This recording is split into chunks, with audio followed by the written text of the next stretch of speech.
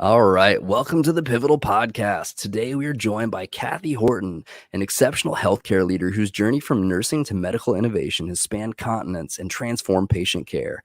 In this episode, we'll explore Kathy's dynamic career, her contributions to medical technology, and her insights into global healthcare systems. Kathy, thank you so much for being here with me today. Thanks for having me, Ben.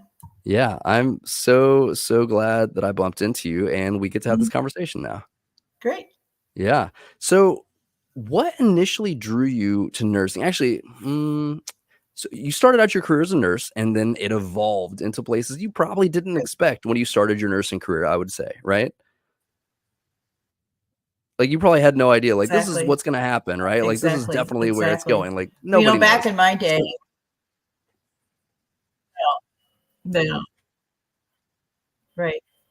Well, back in my day, women or young girls, when they dreamed of life, what was life going to be? It was going to be, you were going to be a stay-at-home mom, or you were going to be a teacher, or you're going to be a secretary, or you were going to be a nurse.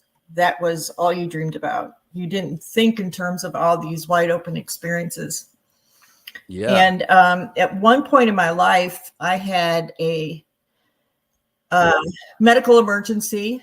And I was going into surgery, and my mother had already figured out that my marriage was probably not going to last. And she looked at me and she said, "You've got to figure out how are you going to make money on your own, because you're going to be on your own." And I said, these nurses have been fantastic to me. I'd like to pay it back. I want to be a nurse.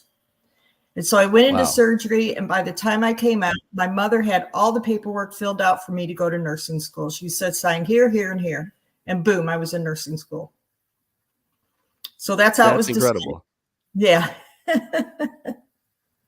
Wow. Okay. So then, so you went to nursing school, and then what? Well, I started out in burn care. And it was an area that, well, first off, not to make it sound too, I don't know, like I was, had too of a laudable idea. It was the one place, I was a single mom by then.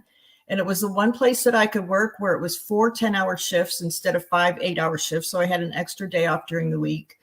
And we could wear scrubs instead of white uniforms. So I was terrible at laundry, so I didn't have to wash any white uniforms. But I ended up loving it because it was total body system, including the psychological component of a person. And it was just so impactful. I mean, it was intense, and it was different, and it was a place that most medical people did not want to practice in.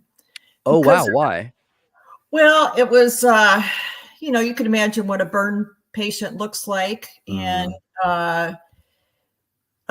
unfortunately, in order to heal a person, you had to inflict some pain, and that was that was a difficult thing to do. The smells, it was really tough. And the fortunate part about that is you get really tight with everybody that you work with. And I have friendships that now span 45 years ago that go back to when we were burn unit nurses together. Wow. I feel like they refer to that as trauma bonding. Yes, exactly. And in fact, they equate burn unit nursing to nurses that worked in Vietnam. Wow. Yeah. Wow. That speaks volumes. That's it's incredible. It's not something that you can say to someone, I'm a burn nurse and I really love what I do, because they look at you like you're crazy. Yeah. Yeah. I mean, I had the pleasure of interviewing somebody previously who was a palliative care person and like director of palliative care. And she found so much purpose in it because of what you're talking about. I mean, you can really make an impact where it's so needed, like you're not excited about the situation the person's in, but you're glad to be able to alleviate some of the pain they're experiencing. Right. Exactly. Wow. So how did did starting off there, how did that shape, like what a foundation, how did that shape your career? Well, it ended up shaping my career because the company that I ended up going to work for invented the bed that helped burn patients heal, because it provided a low pressure system so that the skin could heal. If there's any kind of pressure on a burn, it prevents the blood flow from flowing to those areas. And so without the blood flow, the skin doesn't heal. Or for instance, if someone actually has to get a skin graft, which is taking skin from one area of the body to another area of the body to cover it because the skin can't heal on its own, the graft doesn't take because there's pressure and there's also friction that will actually shear off the graft. And this bed prevented both the pressure and the shearing. Wow. So I would imagine that after something like this, so extensive, that people are probably in bed quite a lot. So Yes. can you tell me a little bit, like, how does a bed like this work? I mean, I Well, can't even fathom it. yeah, it's actually, it's interesting because it's almost like a water bed, but instead of water, there are tiny silicone cone beads that where you take air pressure. With enough pressure, it causes the beads to float Huh. to where you're floating on these beads. Yeah. And so you get a nice airflow to help keep the skin dry enough so that you don't have moisture, which is also something that can cause a skin graft not to heal. You have very low pressures. The bed, if you move, the bed kind of moves with you, so you don't have any of the shearing forces. So when they're laying on it, it's like a water bed, but it's so much better. Yeah, because when Plus, you a say, water bed, well, if a water bed, if you poke a water bed, the water comes out. If you poked one of these silicone beds, nothing happens. It's fine. You just get more airflow. yeah. So because when you equate it to a waterbed, I think whenever I laid on a waterbed, it was kind of like an air mattress with water in it. I mean, it was like nothing is flowing in and out of that, right? But you're talking Right, about airflow here. So I'm like, that's a permeable surface that's like right, letting air in and out. So that's really interesting. right, exactly. And it was invented right here in South Carolina, Huh. What and right now at what time? Medical University. Wow, that's amazing. Now what kind of time Yes. frame are we talking? What year was this roughly that these were Oh gosh, created? this was I think in the late 60s, early 70s. Wow. Unfortunately, the original version was very heavy. It was very expensive. They tried to sell it to other burn units and they just weren't interested. They couldn't wrap their minds around that it was anything but a waterbed. So a company came in and bought it and took it to France, improved it, and then brought it back to the United States. And then someone had the idea, wait a minute, there's no way we're going to sell this really expensive bed that takes a lot of maintenance, because you can imagine between patients, you have to do a lot to these beads to cleanse them. Because it's Um, permeable. yeah, right. So let's do a rental. Let's do a rental system. And that's when it really started taking off. And then they also realized that not only was it good for burn patients, it also was really good for patients that had bed sores, Mm-hmm. because it prevented them. But also when a patient did have a bed sore and they had to go to a technique called a flap, they would close that bed sore by actually taking another close proximity portion of the body, like a muscle, and they would flap it over into that hole, sew it up, and that flap would cover that hole and heal the bed sore. Wow. So when gangbusters, when they figured that out, that it's going to heal these pressure ulcers. Wow, that's amazing. So now how did you I feel like we how did you transition from, okay, I'm a nurse in the burn unit to now I'm working with these beds? Well, we started having more and more success in our burn unit with these beds. And then one day, well, the company had decided, we're really doing great with these pressure ulcer patients, but we're not doing so great still with the burn patients. And that was really what it was meant for. We need burn unit nurses that understand this product to go into burn units and show burn nurses how to use it, and then also talk to the burn doctors so that they understand why these products are so good. So one day, all of a sudden in the, the nursing break room, there was a big notice. We're looking for burn nurses to join our company and travel the United States and, show nurses how to use this product. Well, at first I was like, no way.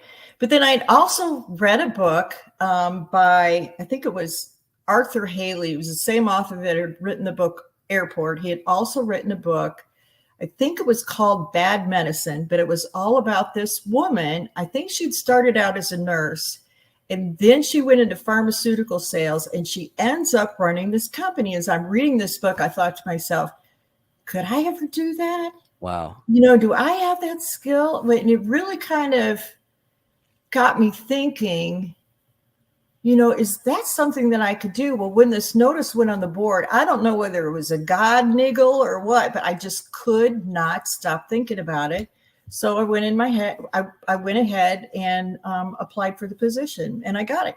Yeah, that's amazing. I love what you just said about what that book did for you, because I feel like a couple of thoughts on this. Like, how often do so many of us just kind of like float through life without really trying to envision long term, what could I be, or like where could I go, right? And then intentionally, okay, if that is that a possibility, and if that is a possibility, how do I go about getting there?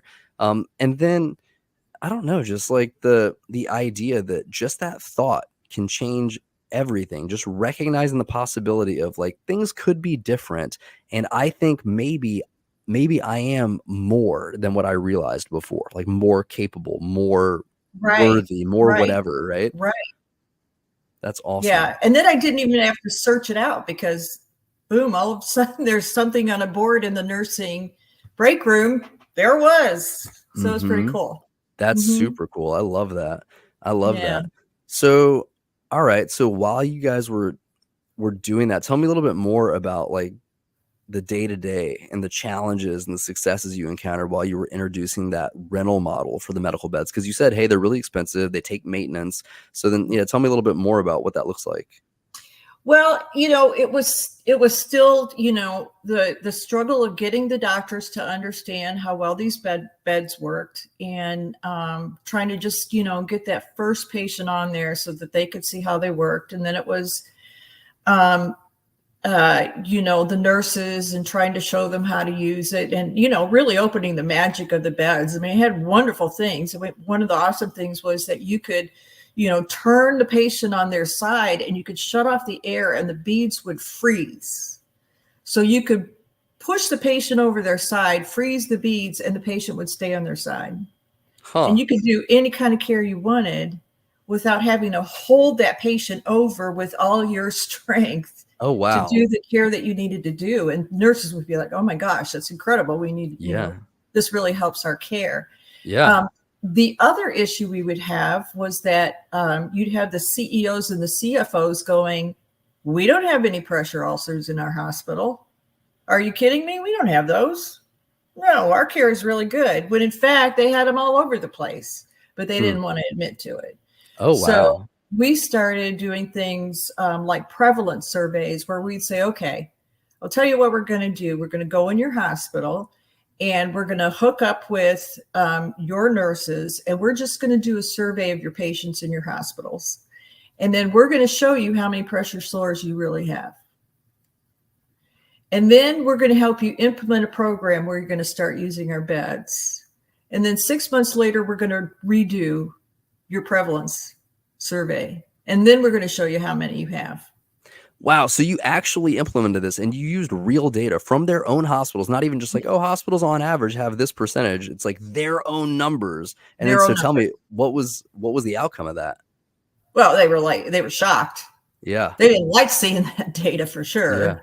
Yeah. But they were shocked and they would be much more willing, like, oh, okay, I really needed to use this, especially, around that time, DRGs were implemented in the United States. And what a DRG was the government instead, it used to be a cost plus reimbursement system where whatever you spent caring for the patient, you got that money plus a certain amount percentage above that. So the more you spent, the more money you made.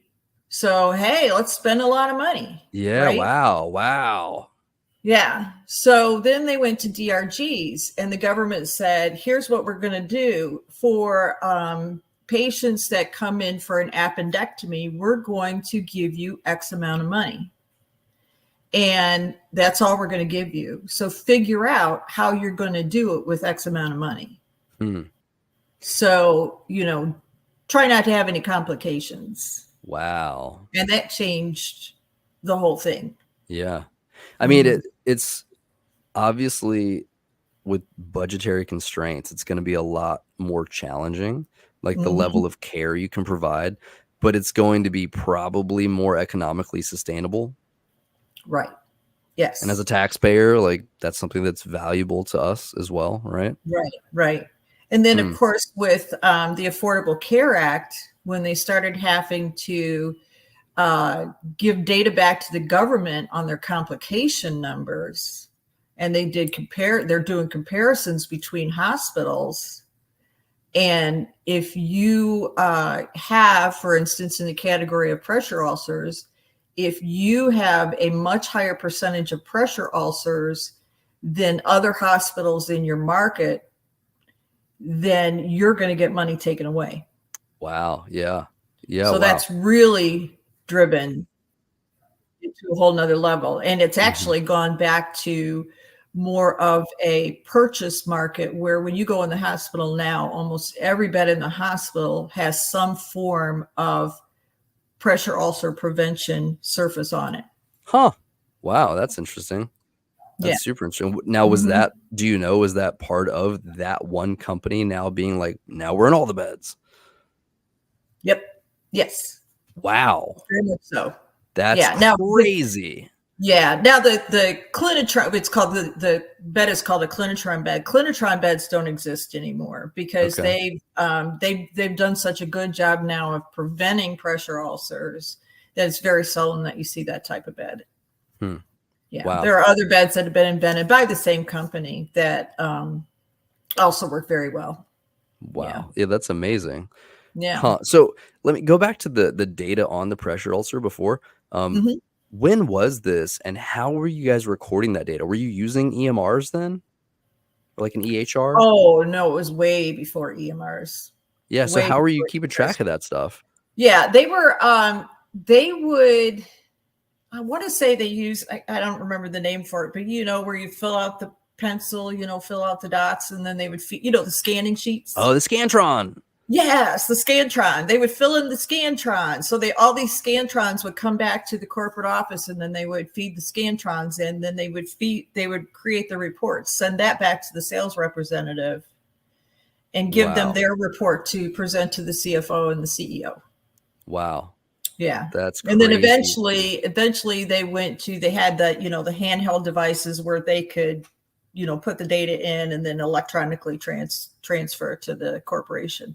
Yeah, like the Palm Pilot kind of thing or something. Yeah, exactly. Oh, so interesting. Then they got more sophisticated, and they started using data from the ICD-9 codes that you can get through the government, and it'll show, the different codes that are used for the billing systems, and you can see hospitals that are having, pressure ulcers, or they're doing a lot of flap surgeries and stuff like that. So you can use that data, their own data, to show them, here are the categories that our beds impact, and here's what, your data is showing as far as these categories, and then let's do an impact, and let's look at your data afterwards. So, wow, is that data publicly available? Like, and it shows by hospital? You could buy it, yeah. Oh, wow. I bet it's not cheap, but that's pretty interesting. No, yeah. Wow, cool. Oh, yeah. So you touched on it a little bit, but like so you start with this data, and then you show the real benefit with the cost, right? That's what CFOs care about. So can you tell me a little bit about your experience in, actually, hold on, let me back up. I was about to say business development, but okay. So first off, you started with this company teaching other burn unit nurses how to use the beds, right? Right. Okay. And then where did you go? Then what was the next thing you were doing? Well, the next thing I did was I went into marketing research. Huh. That's not a logical leap probably for most people. How do you No, transition well, from nursing to education to marketing? yeah, I just always, well, no, let me back up. I actually did a marketing assistant role. I forgot about that role. I did a marketing assistant role. I had expressed interest in marketing, and there was a job open. I didn't get the job, but they were introducing a new bed. So they called me up one day and they said, listen, we have a temporary need. We're introducing this new bed and we need some extra feet on the ground. We're going to be launching it all over the United States. And so if you would come down to South Carolina temporarily to help us with this launch, that would be great. And I said to myself, temporarily, I don't think so. This is going to become a permanent job.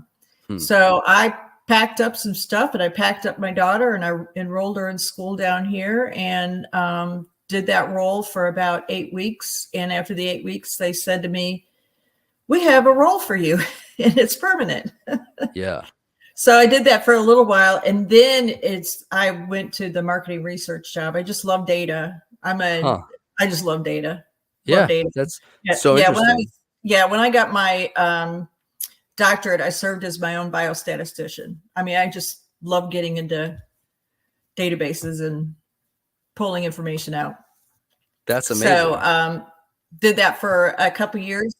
Yeah. And then Really, what did did that that for actually a look couple like? years. And then Wait, what did after that that, I look went. like? Sorry to interrupt you, but before you go on, what did What do you that look mean? like, practically speaking? Like, okay, you're doing marketing research and data. Like, tell me about that. Like, what kind of data are you analyzing, researching?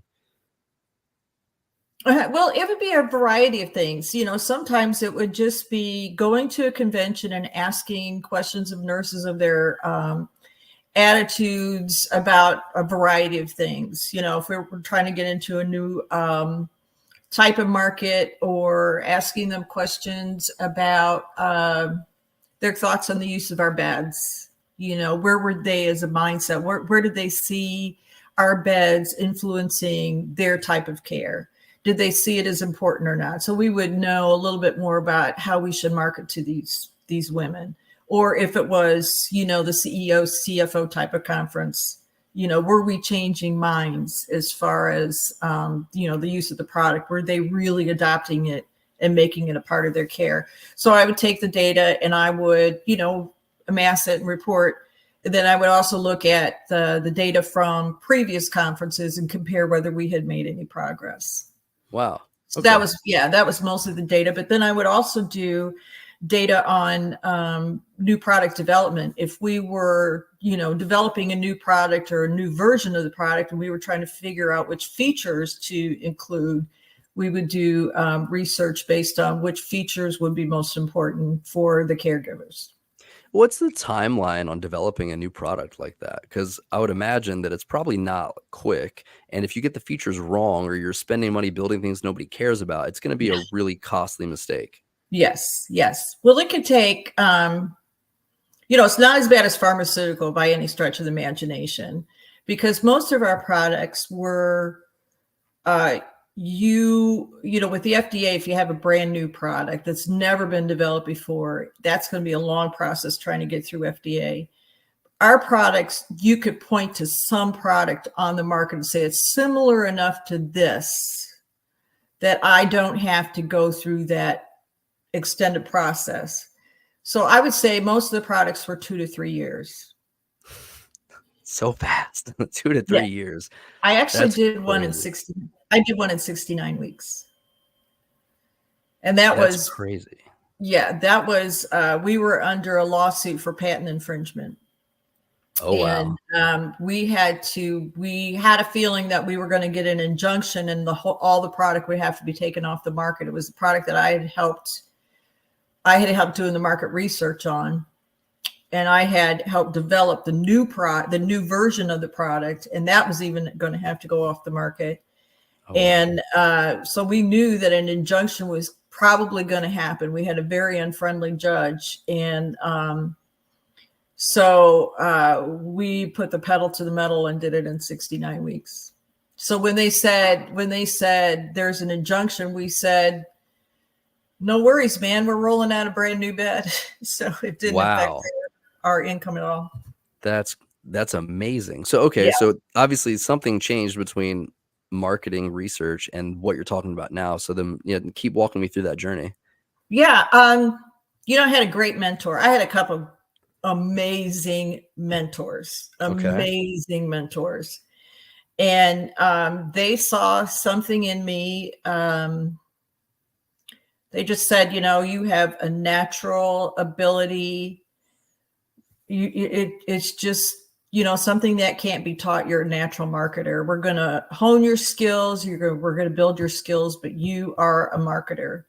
And so they steered my career. And when a position came open for this new, what's called not low air loss therapy, I'm sorry, continuous lateral rotation therapy, which was, imagine a patient laying in a bed and being rocked like they're in a cradle. Sounds Um, lovely. yeah, I want that bed now. That's why I yeah, like a hammock. I sleep in a hammock when I camp because it's just awesome. It's yeah, it's rocking. just rocking you. Well, the nice thing about that is, when you're laying in a bed, and you're not moving, for instance, if you're in ICU and you're on a ventilator, you have a very high probability of getting pneumonia. And if you get pneumonia, you have a very high probability of not making it. This rotation allows the fluid in your lungs to keep moving, and therefore it never stops in one place and solidifies and colonizes to cause an infection. Wow. So that's how it prevents the infection from happening. Right. Interesting. So when I had done the marketing research on the product, and when the role came open for a marketing assistant for that particular product, I got that job.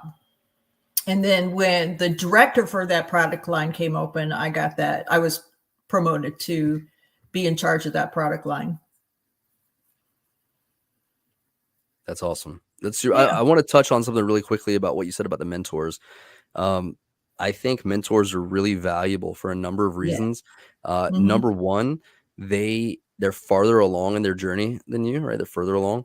And Mm-hmm. so they can kind of look back and reach that hand down to pull you up and say, this is Yeah. how you get along to where you want to be, right? So Yes. we don't have to reinvent the wheel typically. Yeah. Like most people are not creating something brand new.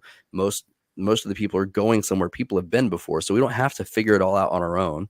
And when Right. we can learn from somebody else, we're going to make way fewer mistakes, right? You can learn from Right. your own mistakes or somebody else's, and somebody else's are going to be less painful, right? Mm-hmm. But the other thing that's really interesting that you said, and I just had a conversation with somebody about this, is that mentors so often can recognize things about us and the potential that we have that we often fail to recognize in ourselves, right? And when you see somebody or you speak to somebody else who has that, hey, you know what, you'd be great for this, it opens our mind to the possibility, right? Because it's like, Yes. wow, really, you think, look where you are, so you've got credibility in that, and you see that same potential in me. I mean, it's so Yes. encouraging, and it gives us that Yes. confidence to say, okay, well, if you think it's true, let's try it. And maybe Let's without do it. that, we might have never had the boldness to go try something like that on our own. So like seeking out a mentor is great, but if you're listening to this and you are further along than other people, or say you're pretty advanced in your career, that's an opportunity you have to radically change someone else's trajectory if you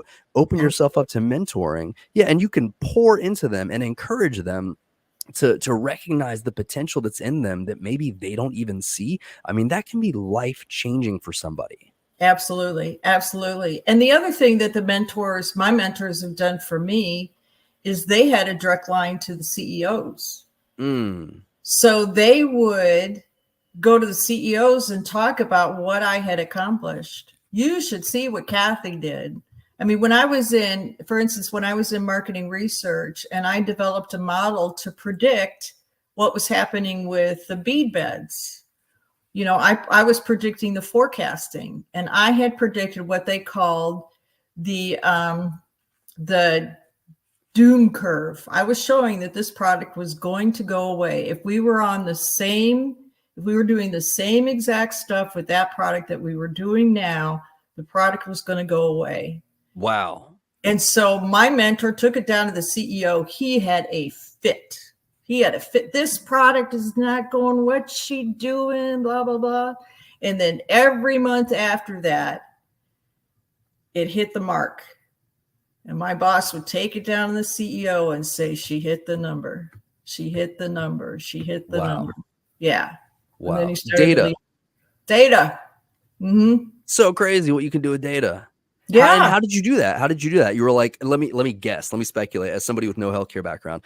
But so this was specifically by the demand driven by the pressure ulcers. Is that what it was related to? Well, okay, it was pressure ulcer, but also taking past data, you know, where we had been as far as the targets, and then applying forecast models. I was very skilled at using SPSS, which was it's a statistic. I don't remember the name. I don't remember what just in general, what does it do? But it was a statistical forecasting model where you would apply and it would give you different models, and it would give you a predictability index, you know, which curve had the highest or the lowest number of relationship to the curve. Then you would pick that model and project it out. Wow. And so yes. Go ahead. Yeah, and then that's the forecast you would choose. Yeah. Then every month, you know, you'd look at it again, maybe you'd tweak it a little bit. And when you were building this model, though, were you looking at, hey, pressure ulcer care is improving everywhere, and if pressure ulcer care is improving, the demand for the beds is going to decrease? Is that how you were coming about that conclusion? Great. Yeah, okay. Exactly. Yeah. Yeah, and that was my explanation. I mean, you take that forecasting model, but then you can't just say, well, here's the numbers. You have to give a logical explanation of why this makes sense. And so then you lay on, okay, here's why this makes sense. So let me ask you this, because this is just kind of how I've looked at statistics. I feel like math builds kind of logically. If you look at algebra and geometry and algebra 2 and trigonometry or pre-calculus, whatever you want to call it, and calculus, that's all pretty like building block, linear progression kind of thing. So I feel like there's this one pathway and it goes just kind of vertically up here. And then statistics is like just over here. It's like this total offshoot that's like, and the reason I feel that way is because when I was in high school, I went through the normal progression. And then my senior year, I took a statistics class instead of a calculus class. And then when I got to college and had to take calculus a year or two later, I was like, oh, I don't remember anything from trig, which is like the foundation, or pre-cal, which is the foundation of calculus, because statistics is like a completely different offshoot. It's like a totally different way. And maybe people's brains, you could be great at math and still probably have a hard time with statistics because it's very different. It's very different. Yeah. Yes. Absolutely. Interesting.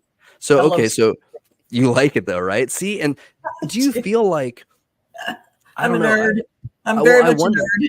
So with data analytics, how critical is it to have that kind of statistical mind where you can understand those things? Is it always necessary? Always. Wow, if you're going to do predictive models, if you're going to do any kind of, if you're going to do if you're going to do anything where you're trying to figure out, you know, maybe you have a lot of attributes of a product, and you're trying to figure out which attribute is the most important, the second most important, third most important. That's statistics. That's not mathematical. That's statistics. You know, this particular feature has got 50% importance, where another one may be only 3% importance. Well, maybe, you know, that's going to cost us a lot to do. So let's just throw that one out. We don't need to do that. It's sexy, but it's not going to make any difference on whether so very important. So, but just not to freak people out who might be listening to this, because say we've got people who are maybe nurses right now, or maybe somewhere else in healthcare, and they're interested in making some sort of transition. A lot of our focus revolves around informatics, or I would say basically all of our focus revolves around health informatics, right? But maybe on the data outside, the data analytics side of informatics, statistics is very important. But if you're on the data inside, maybe the like designing workflows or interacting with the EMR or nurse educating, like you don't have to have that I understand statistics brain. Like, let's give people a little bit of hope back, because not everybody is wired to get statistics, right? No, it scares a lot of people. Yeah, but it's not. It's not required at all. Yeah. Okay. Awesome. Okay. So now so you've gone marketing, and then like where next in your career progression? Well, I ended up still growing in the company. I ended up from there. We ended up merging with a sister company. It's interesting they use a sister company instead of a brother company. I always found that fascinating. But Never thought about that. It's really interesting. Yeah. But our company, all of our salespeople were nurses, and most nurses are female. Mm-hmm. So our company had a lot of feminine traits. And the company that we merged with, our sister company, were people that sold the hospital beds. And we're talking about going into a CEO, CFO hospital, or CFO, CEO of a hospital and selling 500 beds. Wow, and so they were, on the high level, and most of those were men. So they had a lot of male traits. So they put us together, and it made sense. We were doing the surfaces, they were doing the bed. And when that happened, I did a very short stint doing stretchers. Okay. Just to do something different. I did that for about 6 months. And I was up in Batesville, Indiana. I was going to move up there. God knows why I wanted to leave Charleston. I don't know. But it was a promotion. And I ran into a gentleman by the name of Lonnie Smith, and the CEO role of Hillenbrand Industries, which was the ownership company, the umbrella of a string of companies, ran into me and he said, "What are you doing in Batesville?" And I said, "I'm running the stretcher division." And he looked at me and he said, "No, no, no, no, no." Great. I was like, he goes, "You need to be back in Charleston. You need to be back running therapy surfaces, and we're going to figure out a promotion for you, because you don't need to be doing something on 4 wheels that has no therapeutic benefit." I mean, that's just, that's just silly. And actually I was so relieved, because I hated it. I just hated it. Wow. So, yeah. So I got promoted to the vice president of marketing. Okay. So that's when I got the vice president job. Okay. But then shortly after that, I'm sorry, it was executive director. I got the executive director job. But then shortly after that, they decided to break us up into business units. And there were 12 business units that were developed. Okay. And that's when I was put in charge of all therapeutic surfaces, whether it was on top of a regular bed or whether it was on top of one of the rental beds. And that's when I was promoted to vice president and general manager. So I just want to pause for a second, because we've talked about a lot of things in 30 some odd minutes, and it's easy to lose this, but you just said you were promoted to vice president and general manager of a business unit, right? Yes. And when we started this story, I am basically like, no clue what I'm about to do. I'm going to have to provide for myself somehow. You're going into surgery. Mom signs you up for nursing school, and then you come out and going through that and become a nurse, right? And a burn unit nurse. And so you've gone from burn unit nurse to now vice president and general manager of a business unit. Yes. And there's no way logically, like if you had ever told somebody, this is my plan, people would think you're crazy, right? Because that's not supposed, like things don't work like that, right? Like according to like our formulas that we concoct in our minds or whatever. Wow. Right. But you know what? When I started with the company, they said you should write down a goal where you want to be in 10 years. And so I wrote down, I'm going to be vice president of marketing in 10 years. No way. That's awesome. I missed it by 6 months. Oh, see, that's the power of setting goals too. That's so good. And I was the first female vice president in our company in over 25 years. Wow. Yeah. So wait, now who told you to set that goal? Or who told you to write down your goal? Right? I can't remember which business book. Oh, so this wasn't a person in the It could have been company. Zig Ziglar for all Yeah, I yeah. know. So you read again, another book, right? Like you read a Another book. book and it's like, Mhm, "Oh, I shouldn't just drift along with the currents of life. I should set some intentionality, take some agency, and I'm mhm. gonna become self-directed here, and I'm Yes. going to be intentional about where I go." And I love this because I feel like it's very easy to fall into letting life happen to us, Right. and then we become passive or whatever, and we wind up it's probably very unlikely that if we're letting life happen to us or our circumstances dictate our pathways, it's probably pretty unlikely that we're going to wind up where we ultimately are going to want to be, Right. right? Like if we Right. want to get to where we want to be, we've got to take I don't want to say control of that, but we definitely I mean somewhat like cuz obviously like I mean from the context we know each other and like I believe in God, right? So I surrender control Right. to God, right? But Yeah. Right. I'm still being faithful and diligent in what I feel like I've been called to, that he's put Right. this purpose and these gifts and talents and abilities and aptitudes inside of me, all this good stuff, and he's got a good plan for it. Right. But it's still up to me to be a faithful steward of those things. Like I've got to manage them well. It's not just going to magically happen if I don't do anything with it. Precisely. Precisely. Exactly. He doesn't expect us to just sit back and him do all the work. Yeah, yeah. Yes. Books and reading is good. Reading is Man, good. yeah, right. That's It awesome. It is good. really is Yes. crazy how Yes. just a little perspective shift here and there can Mhm.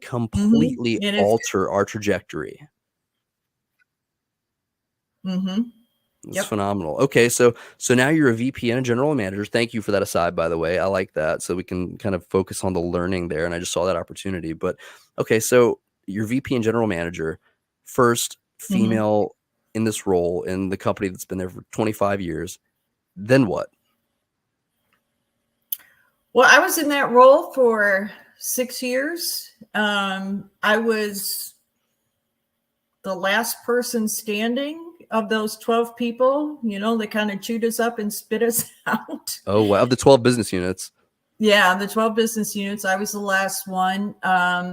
I did there. Things got kind of wonky for a little while. They ended up taking the bed person and me and making that one role. So they squished the two business units together. They wanted the role to be in Batesville. And I learned that lesson and I said, no, thank you very much. Yep. Yep.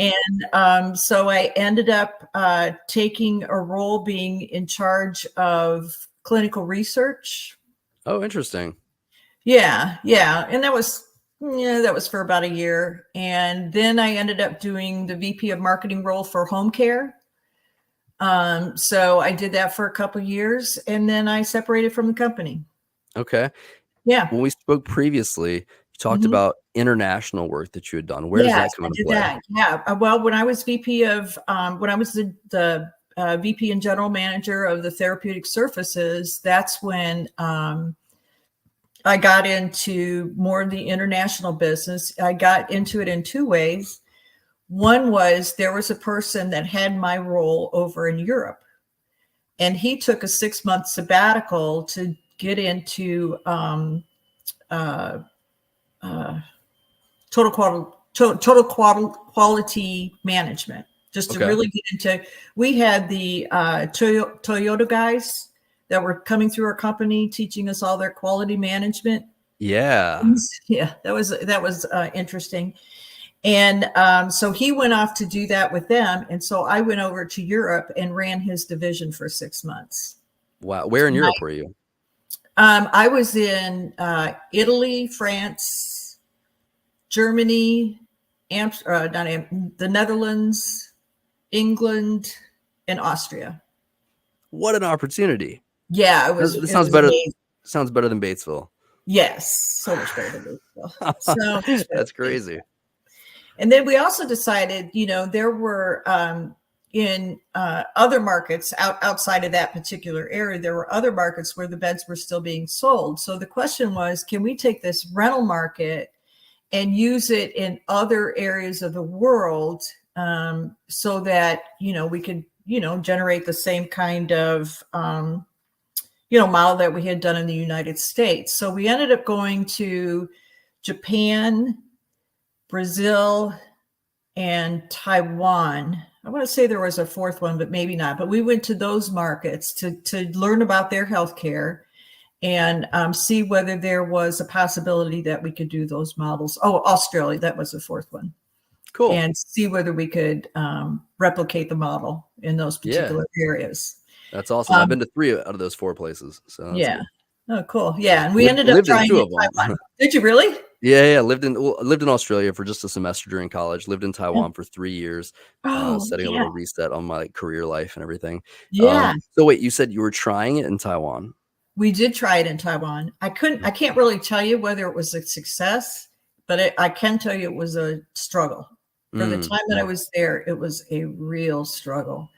Well, I think the sales rep that they chose, the general manager of the country for Hill-Rom, was very loyal to her sales representative. And I just don't think Teresa had the ability. I sent a sales representative over there every couple of months, and Kathleen worked and worked and worked, and it was sinking money into it.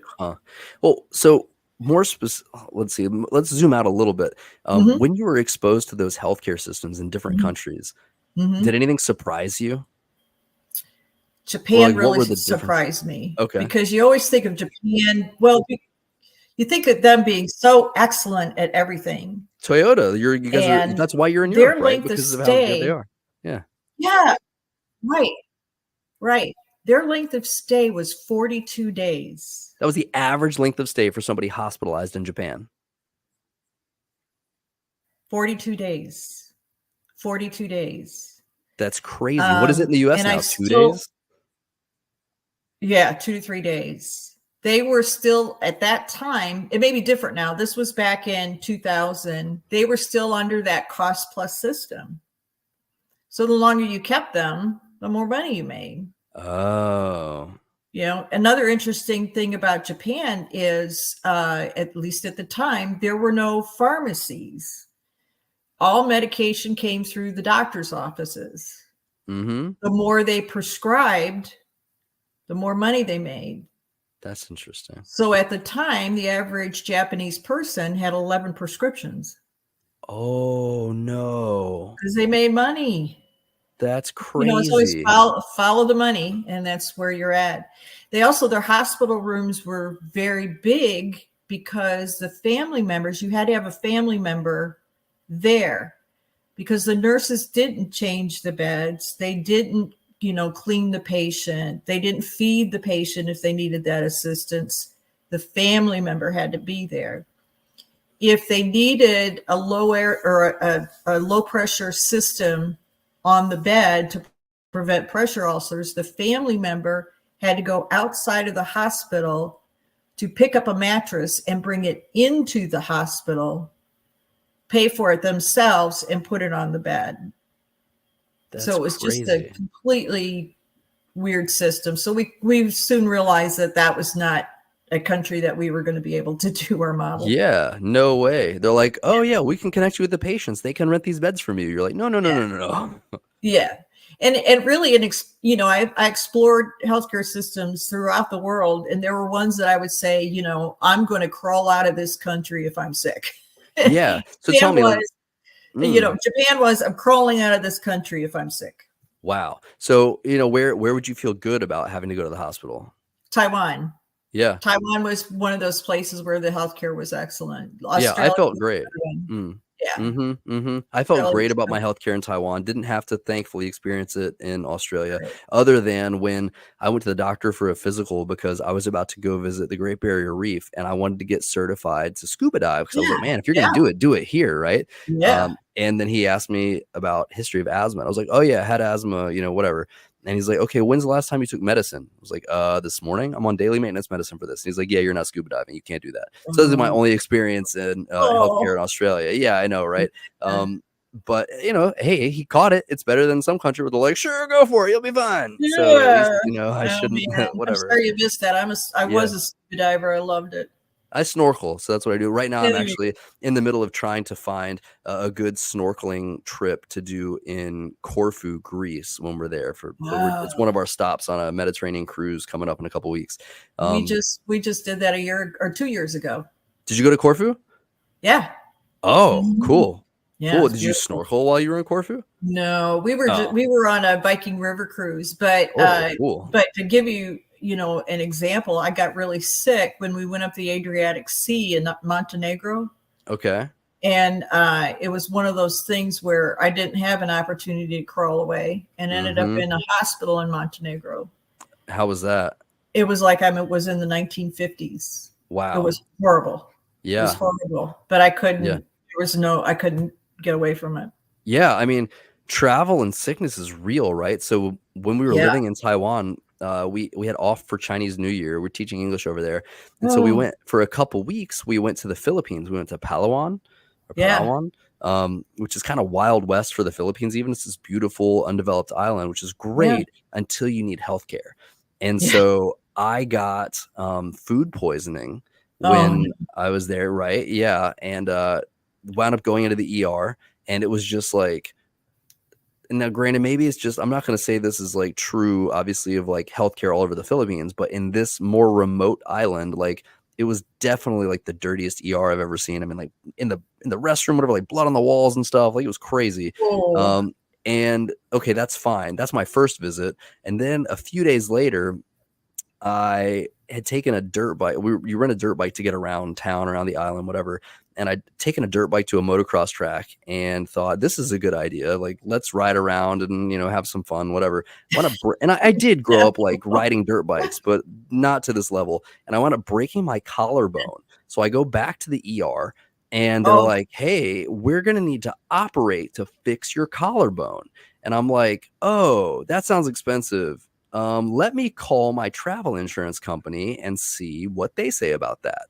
And they're like, hey, yeah, if the doctor will clear you to fly back to Taiwan, it's a pretty short flight, if they'll clear you to fly back to Taiwan where your health insurance is based, because that's where I was living and working, yeah. we will not cover this procedure. But Yeah. otherwise, we'll cover it, whatever. Well, that turned out to be a massive blessing because we checked with a family friend that's a doctor. Actually, Shonda's aunt is a doctor, my wife's Yeah. aunt.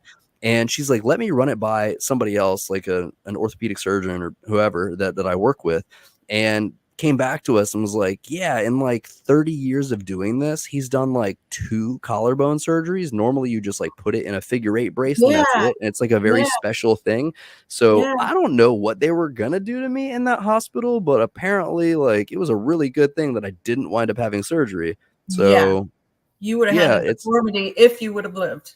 yeah, something. Who knows? Who knows? So I'm glad that worked Gosh. out, but yeah, Oh figure-8 gosh. brace for the next 5 or 6 months, and then I was okay. But clicks a Uh, little bit now, but I'm pretty good now. That was like yeah. 10 years ago. Oh gosh. Um, yeah. Anyway, so yeah, it's crazy, right? So like, be very Yeah. mindful of where you get hurt or sick in the world Very. if you're traveling. Yes.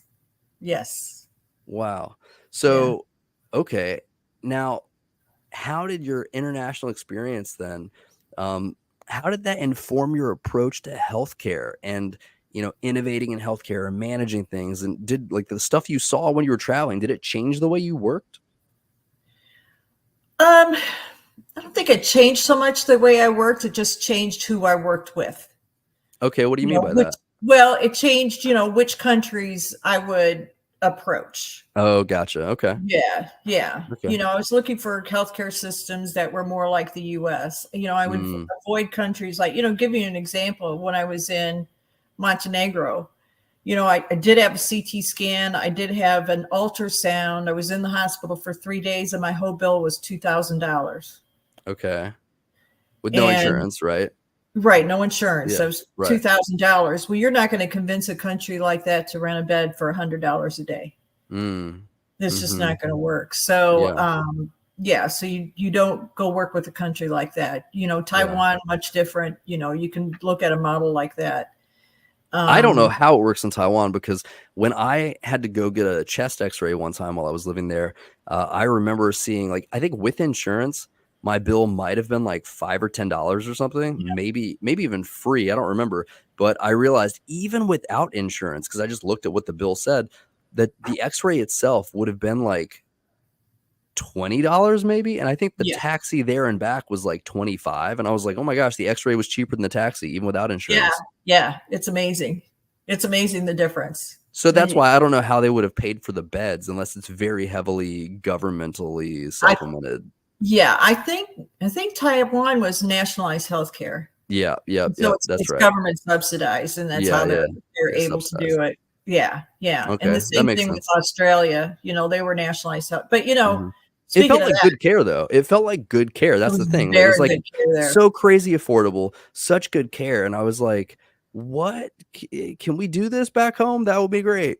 Yeah, but then you run into nationalized health medicine in other countries, and you're like, yeah, maybe this isn't such a good health model. Right, I mean, because you you're go to waiting for England. long periods of time to get in, Yeah, to you get go to seen, but England, and it's horrific. see, but I don't It's know how they do it in Taiwan because, like, I wouldn't Yeah, have to wait crazy amounts of times. And when you no, talk about the physician offices in Japan dispensing medicine, that's how it was in Taiwan also. And it was so convenient because it's like, hey, we're not going to write you a prescription. Just take and they literally had these little machines that would be like, you need these 4 yes, pills 3 times a day or whatever. And they would just like make little packets for you. You just tear it open, yeah, you take them all at once. And it's like, that was easy. And I didn't have to go mhm, anywhere.